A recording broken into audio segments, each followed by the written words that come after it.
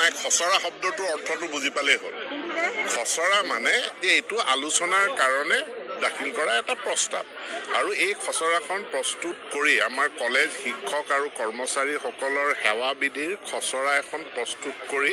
আমি Assam college teachers association আৰু যি অধ্যক্ষ পৰিষদ আছে আমি তেওঁলোকক দিছোঁ তেওঁলোকে অধ্যয়ন কৰি তেওঁলোকৰ মতামতখিনি জনাব তেওঁলোকৰ মতামতখিনি জনালেই হ'ল কথা ইমানেই এইখনক লৈ ৰাজহুৱা চৰ্চা ইমান কৰাৰ মই প্ৰয়োজন নাই কাৰণ খচৰা এইখন আৰু এখন কোনো আইন নহয় বিধি নহয় ই পাছ কৰা নাই এখন লিখা হৈছে এতিয়া শিক্ষকসকলে কৰ্মচাৰীসকলে তেওঁলোকৰ মতামত দিব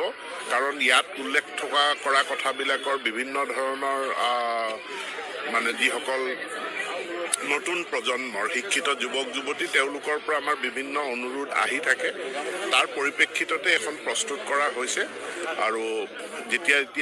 ৰিক্ৰুটমেণ্ট প্ৰচেছটোতো আমি প্ৰাৰ্থীসকলৰ পৰা বহু ধৰণৰ অভিযোগ আমি পাওঁ তেওঁলোকৰ অসুবিধাৰ কথা উল্লেখ কৰে গতিকে এই সমস্যাবিলাক যেনে ধৰি লওক এজন প্ৰাৰ্থীয়ে যদি 5খন কলেজত এটা পদ ওলায় তেওঁ 5বাৰ আবেদন কৰিব লাগে 5বাৰ আবেদন মাচুল দিব লাগে তেওঁ এবাৰ ডিব্ৰুগড় এবাৰ শিলচৰ এবাৰ বঙাইগাঁৱত গৈ ইণ্টাৰভিউ দিব লাগে এই সমস্যাবিলাক কেনেধৰণে নাইকিয়া কৰিব পৰা যায় তাৰ খচৰা এখন প্ৰস্তুত কৰি আলোচনাৰ বাবে দিয়া হৈছে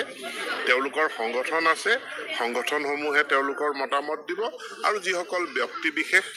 তেওঁলোকেও তেওঁলোকৰ মতামতবিলাক দিব পাৰে নাই তেওঁলোকে খচৰা শব্দটোৰ অৰ্থ হয়তো বুজাত ভুল কৰিছে খচৰা মানে কি খচৰা মানে প্ৰস্তাৱ তেওঁলোকে তেওঁলোকৰ মতামতখিনি দিলেই হ'ল এইটো কৰিব লাগে এইটো কৰিব নালাগে যেনেকৈ ধৰি লওক আমি এতিয়া অসম চুক্তিৰ 6 নং দফা কাৰ্যকৰী কৰাৰ ক্ষেত্ৰত আমি 28টাকৈ সাহিত্য সভাক মাতি তেওঁলোকৰ পৰা আমি আলোচনা কৰিছোঁ ঠিক তেনেকৈ ইয়াতো